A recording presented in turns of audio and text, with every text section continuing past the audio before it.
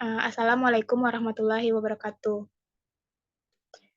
Kami dari kelompok 2 dari sesi 086 yang beranggotakan 4 orang, yaitu yang pertama Aulia Rahma Fitri dengan NIM 202033, yang kedua Delva Octavia Patriani dengan NIM 202035, yang ketiga Dinda Riza Azahra dengan NIM 202036, dan yang terakhir yaitu saya sendiri Sinta Zulendra dengan NIM 202020. Pada kali ini kami akan mempresentasikan hasil diskusi kami, yaitu mengenai keterkaitan faktor pendorong dalam pengembangan organisasi. Adapun materi pertama yang akan dibacakan oleh Aulia Rahma Fitri. Kepada Aulia dipersilahkan. Baik, terima kasih atas kesempatannya moderator. Saya akan menjelaskan materi mengenai faktor-faktor internal yang mendorong perubahan organisasi. Faktor internal merupakan segala keseluruhan faktor yang ada di dalam organisasi. Faktor tersebut dapat mempengaruhi organisasi dan kegiatan organisasi. Faktor internal merupakan faktor yang bersumber dari dalam organisasi. Dalam buku karangan Rusdinal dan H.D. Afriansyah, berikut faktor internal perubahan organisasi. Yang pertama yaitu organizational factor atau faktor organisasi. Struktur dan budaya organisasi dapat menjadi faktor terhadap pengembangan organisasi. Ketika organisasi menyusun struktur organisasinya, tersusunlah pola hubungan tugas stabil yang berpengaruh terhadap hubungan antara pegawainya. Seiring dengan berjalannya waktu, kriteria terjadi perpindahan pegawai. Hubungan tugas tetap tidak berubah. Itulah sebabnya struktur organisasi menjadi resisten terhadap perubahan. Yang kedua itu functional factor atau faktor fungsional. Struktur dan budaya organisasi pada tingkatan fungsional juga dapat menjadi faktor terhadap perkembangan organisasi.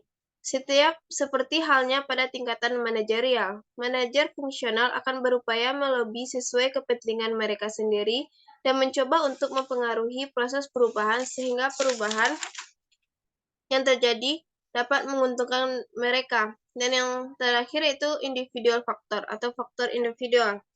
Faktor individu merupakan faktor dasar dalam suatu organisasi karena organisasi disusun oleh kelompok-kelompok yang ada dalam organisasi tersebut, dan kelompok-kelompok tersebut disusun oleh individu-individu. Faktor individual dapat berasal dari berbagai sumber antara lain faktor hubungan antar anggota, faktor hubungan kerjasama, dan faktor keuangan. Sekian penjelasan dari saya kembalikan kepada moderator.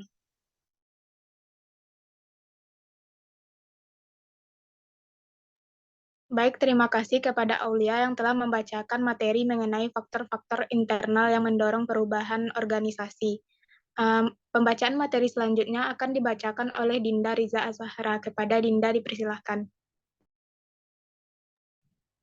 Baiklah, terima kasih atas kesempatannya moderator. Saya akan membacakan tentang faktor-faktor eksternal yang mendorong perubahan organisasi.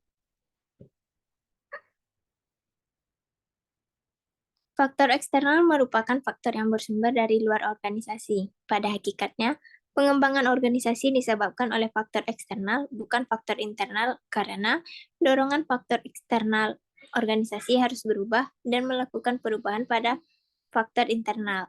Faktor eksternal berubah dengan sangat dinamis dan pada umumnya konsumen atau pengguna output organisasi tersebut berada di lingkungan eksternal atau masyarakat. Nah, faktor eksternal sering disebut dengan faktor lingkungan. Ada beberapa faktor eksternal yang mempengaruhi pengembangan organisasi. Yang pertama yaitu teknologi. Teknologi merupakan hal yang selalu berkembang tanpa henti dan sebagai pengguna harus terus mengikuti perkembangan tersebut agar tidak ketinggalan. Nah, begitu juga dengan organisasi, yang mana dalam pelaksanaan kegiatannya, organisasi pasti membutuhkan teknologi untuk mencapai tujuan organisasi agar lebih efektif dan efisien. Nah, perubahan teknologi yang semakin canggih dan maju membuat organisasi juga mengikuti pola tersebut. Perkembangan teknologi merupakan sebuah inovasi dengan prinsip efisiensi. Yang kedua yaitu politik. Nah, apabila ada perubahan politik dalam suatu organisasi, maka organisasi harus mengikuti perubahan tersebut. Dan terkadang, dengan adanya politik tersebut, memaksa suatu organisasi untuk melakukan perubahan. Yang ketiga yaitu pendidikan. Organisasi-organisasi yang membutuhkan tenaga kerja profesional yang memiliki keahlian cenderung lebih memilih untuk merekrut anggota dengan kualifikasi akademik atau pendidikan yang sesuai dengan bidang keahliannya. Nah, oleh karena itu, tingkat pendidikan anggota organisasi menjadi faktor yang berpengaruh terhadap perkembangan organisasi. Yang keempat yaitu ekonomi. Kondisi perekonomian yang bersifat dinamis serta tidak dapat diprediksi akan mempengaruhi perubahan dalam suatu organisasi. Jika keadaan ekonomi semakin memburuk, maka keadaan akan memaksa suatu organisasi berubah secara adaptif agar dapat menyesuaikan diri dengan keadaan yang ada. Yang kelima yaitu sosial. Perubahan keadaan sosial pada suatu masyarakat yang berada di sekitar organisasi tertentu akan mempengaruhi kebijakan-kebijakan yang dikeluarkan oleh suatu organisasi tersebut.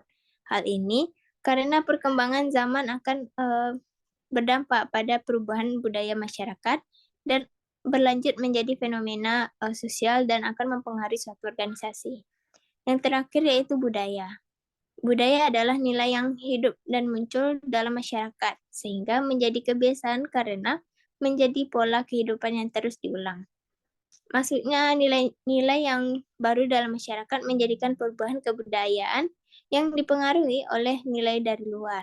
Nah, organisasi pun turut serta dalam mengikuti perubahan ini agar bisa tetap eksis dan bertahan dengan kebudayaan yang baru. Nah, sekian penyampaian materi dari saya kembalikan kepada moderator. Terima kasih. Baik, terima kasih kepada Dinda yang telah membacakan materi mengenai faktor-faktor eksternal yang mendorong perubahan organisasi. Adapun materi selanjutnya yaitu mengenai faktor-faktor penyebab kegagalan perubahan organisasi yang akan saya bacakan sendiri, yaitu terdapat faktor-faktor lain yang khas pada pengaturan organisasi yang dapat bertindak sebagai penghalang untuk menerapkan perubahan. Adapun faktor-faktornya yaitu yang pertama ada inersia, yaitu salah satu kekuatan yang paling kuat yang dapat mempengaruhi individu dan organisasi adalah kelemahan tuntunan kerja sehari-hari mengurangi urgensi penerapan upaya perubahan hingga perlahan-lahan menghilang di dalam organisasi. Adapun faktor-faktor yang kedua yaitu kurang komunikasi yang jelas. Jika informasi mengenai perubahan tidak dikomunikasikan dengan jelas di seluruh organisasi, individu akan memiliki persepsi dan harapan yang berbeda terhadap perubahan. Baiklah, itulah pembacaan materi dari kelompok kami mengenai faktor-faktor eksternal dan internal, serta faktor penyebab kegagalan perubahan dalam organisasi. Baiklah, hanya itu yang dapat kami sampaikan. Assalamualaikum warahmatullahi wabarakatuh.